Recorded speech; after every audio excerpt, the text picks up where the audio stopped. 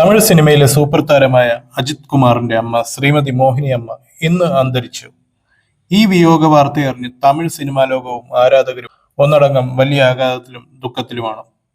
തമിഴ്നാട് മുഖ്യമന്ത്രി വിജയ് നടൻ അജിത്തിന്റെ വീട്ടിൽ നേരിട്ടെത്തി തന്റെ അഗാധമായ ദുഃഖവും നടൻ അജിത്തിന്റെ അമ്മ മോഹിനി അമ്മയ്ക്ക് 84 വയസ്സായിരുന്നു.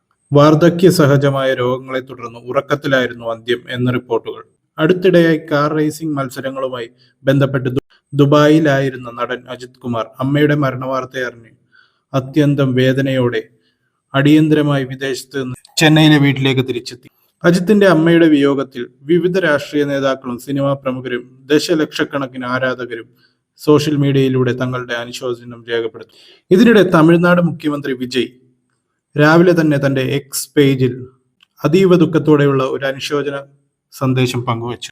അതിൽ അദ്ദേഹം കുറിച്ചത് ഇങ്ങനെയാണ്: പ്രിയ സുഹൃത്ത് അജിത് കുമാറിന്റെ അമ്മ ശ്രീമതി മോഹിനി അമ്മയുടെ മരണവാർത്തയറിഞ്ഞ് ഞാൻ ഏറെ ദുഃഖിക്കുന്നു. അമ്മയുടെ ആത്മാവിന് നിത്യശാന്തി നേരുന്നു.